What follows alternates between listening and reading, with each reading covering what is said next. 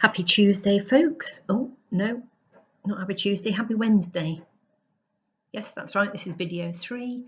We're going to start off with a quick quiz. You haven't got to write it down. You've just got to think, oh, right, what's the answer to that? What's the answer to that? Do it in your heads. Do not write it down. Okay? Quick fire questions, the answers to which are on the next page. So quick 30 seconds, seeing if you can remember the answers, and then just double check them on the following slide. Okay, I'm not going to put any narration on that slide, it's not needed. Hope by the time you've answered those questions and checked your rights and your wrongs, you're feeling that you've got a good a good grasp, certainly on the main events of that scene, which is brilliant. Well done, you.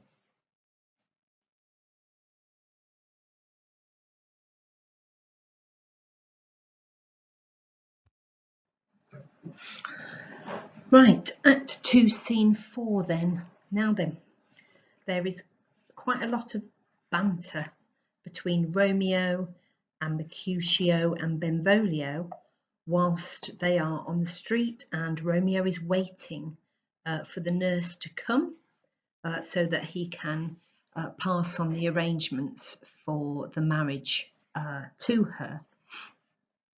I've missed a lot of that out.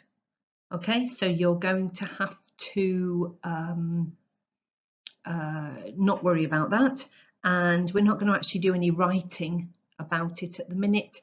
So I just want you to follow the bit of text that I've included here so that you've got the plot sorted, and then we'll move on to Act 2, Scene 5. Okay, because there isn't that much that you need from here. Okay, so the nurse has come along and she's found Romeo, and as is always the case with the nurse, she's entered into some rude, bawdy banter with the young gentleman, and finally she gets round to addressing the reason why she has come to that part of Verona to meet with Romeo and get instructions for Juliet about where she needs to go and what time she needs to go there so that she and Romeo can marry. Now, afore God, I am so vexed that every part about me quivers. Scurvy knave, pray you, sir, a word? And as I told you, my young lady bade me inquire you out. What she bade me say I will keep to myself. But first let me tell ye, if ye should lead her into a fool's paradise, as they say, it were a very gross kind of behaviour, as they say. For the gentlewoman is young, and therefore, if you should deal double with her, truly it were an ill thing to be offered to any gentlewoman, and very weak dealing. Nurse, commend me to thy lady and mistress. I protest unto thee, good heart, and in faith, I will tell her as much. Lord, Lord, she will be a joyful woman. What wilt thou tell her, nurse? Thou dost not mark me. That means you're not listening to me.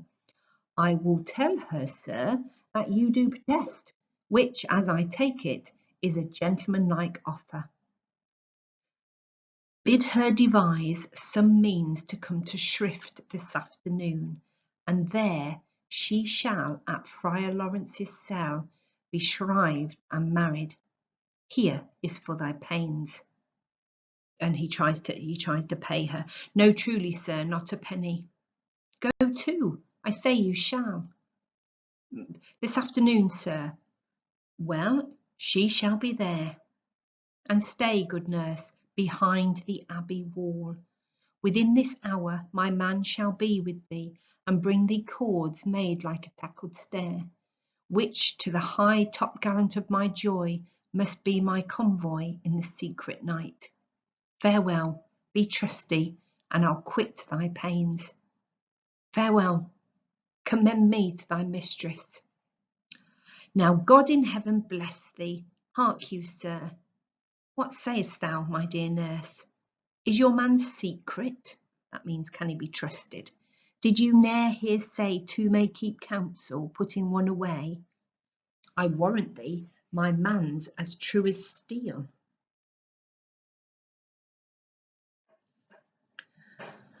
Well, sir, and my mistress is the sweetest lady. Lord, Lord, when 'twas a little prating thing. Oh, there is a nobleman in town, one Paris, that would fain lay knife aboard. But she, good soul, had as lief see a toad, a very toad, as see him. I anger her sometimes and tell her that Paris is the properer man. But I'll warrant you, when I say so, she looks as pale as any clout in the versal world. Doth not Rosemary and Romeo begin both with a letter? Ay, nurse. What of that? Both with an R. Ah, mocker, that's the dog's name. R is for the... No, I know it begins with some other letter, and she hath the prettiest sententious of it, of you and Rosemary, that it would do you good to hear it. Commend me to thy lady. Ay, 1,000 times. Okay, so the plot is set. She has got to go to Friar Lawrence's cell this afternoon, and when they meet up there, they will be married. The only thing that I would bring to your attention out of the bits that I've read is the nurse mentioning rosemary. Rosemary is a herb, and in Shakespearean times, it was a herb that was closely linked to death and to the funeral rituals of the time. So although to us it doesn't really convey any meaning, to a Shakespearean audience they would have seen that link there straight away between Rosemary and Romeo, and Shakespeare once again constantly pushing that idea of death whenever Romeo and Juliet are on stage. Okay, so that's it for Act 2, Scene 4 at the minute. So we move swiftly onto the next scene, which is actually the final scene of this act. And you'll see that, well, not quite the final scene, sorry, there is scene 6, but that's very short. You'll see we've done this act a lot quicker than we did Act 1. Act 1 is really, really busy and lots of important things to point out. Right, see you on the next slide.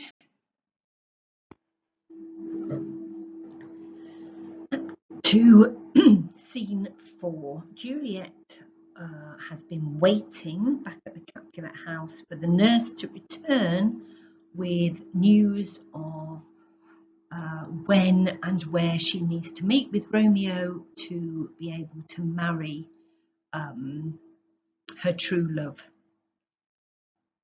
You need to try not to overly worry about the fact that she only met him about 12 hours ago. It was a play, and Romeo needed to get the story into those 2.5 hours, so there wasn't a lot of time to spare. Anyway, so she's been waiting, and the scene opens with her on her own, worrying about why the nurse is taking so long, and then the nurse and Peter, the man who's gone with her to meet Romeo, enter. Okay, the clock struck 9 when I did send the nurse. In half an hour she promised to return. Perchance she cannot meet him. That's not so. Oh, but she is lame. Love's heralds should be thoughts which 10 times faster glide than the sun's beams, driving back shadows over lowering hills. Therefore do nimble pinioned doves draw love, and therefore hath the wind's swift Cupid wings. Now is the sun upon the high-most hill of this day's journey, and from 9 till 12 is 3 long hours, yet she is not come. Had she affections and warm youthful blood, she would be as swift in motion as a ball. My words would bandy her to my sweet love, and his to me. But old folks, many fain as they were dead, unwieldy, slow, heavy, and pale as lead. Oh God, here she comes. Oh, honey nurse, what news? Hast thou met with him? Send thy man away. How, good sweet nurse? Oh, look, Lord, why lookest thou sad? Thou news be sad, yet tell them merrily. If good, thou shamest the music of sweet news by playing it to me with so sour a face. Oh, I am weary, give me leave a while. Fie, how my bones ache. Oh, what a jaunt have I had. I would thou hadst my bones and I thy news. Nay, come, I pray thee, speak. Good nurse, speak. Jesu, what haste! Can you not stay a while? Do you not see that I am out of breath? How art thou out of breath, when thou hast breath to say to me that thou art out of breath? The excuse that thou dost make in this delay is longer than the tale thou dost excuse. Is thy news good or bad?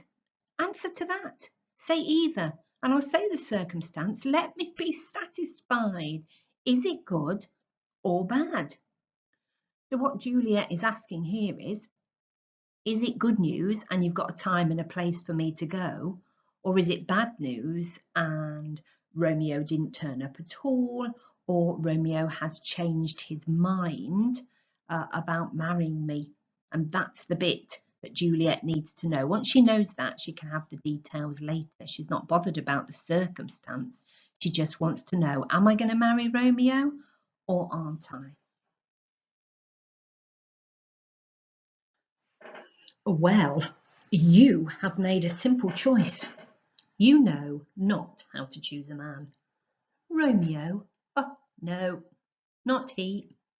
Though his face be better than any man's, yet his leg excels all men's. And for a hand and a foot and a body, though they be not to be talked on, yet they are past compare. He is not the flower of courtesy, but I'll warrant him as gentle as a lamb. Go thy ways, wench, serve God. What, have you dined at home? No, but all this did I know before. What says he of our marriage? What of that? Lord, how my head aches. What a head have I. It beats as it would fall in 20 pieces. My back on to the side. Oh, my back, my back. Beshrew your heart for sending me about to catch my death with jaunting up and down. In faith, I am sorry that thou art not well. Sweet, sweet, sweet nurse, tell me, what says my love? Your love says, like an honest gentleman, and a courteous, and a kind, and a handsome, and I warrant a virtuous. Where is your mother? Where is my mother? Why, she is within. Where should she be? How oddly thou repliest. Your love says, like an honest gentleman, where is your mother? Oh, God's lady dear, are you so hot? Marry, come up, I trow. Is this the poultice for my aching bones? Henceforward, do your messages yourself. Here's such a coil. Come, what says Romeo? Have you got leave to go to shrift today? I have. Then hie you hence to Friar Lawrence's cell. There stays a husband to make you a wife. Now comes the wanton blood up in your cheeks. They'll be in scarlet straight at any news. Hie you to church. I must another way to fetch a ladder, by the which your love must climb a bird's nest soon when it is dark. Oh, I am the drudge and toil in your delight, but you shall bear the burden soon at night. Go, I'll to dinner, hie you to the cell, hie to high fortune, honest nurse, farewell. Okay, so in brief then, the nurse teases Juliet a lot in this scene. Instead of coming into Juliet and telling her straight away the arrangements for where to go and what time to meet Romeo so they can get married, the nurse goes on and on about her aching bones and her poor head and how out of breath she is to tease Juliet.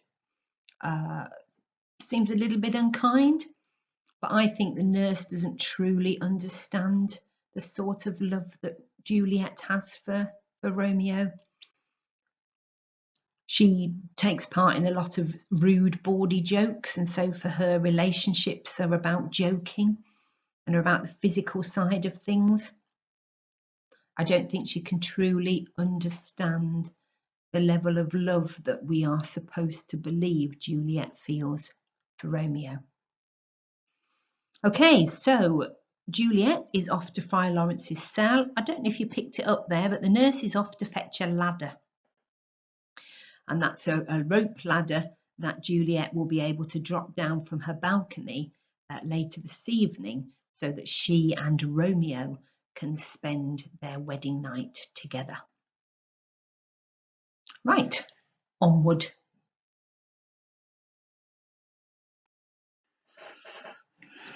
Right, there's no massive quote explosions to be done for this scene, really. I would like us instead to have a look at comparing the nurse and Juliet at this stage in the play and how they feel about each other, and then how they feel about love, how they feel about Romeo, and how they feel about Paris.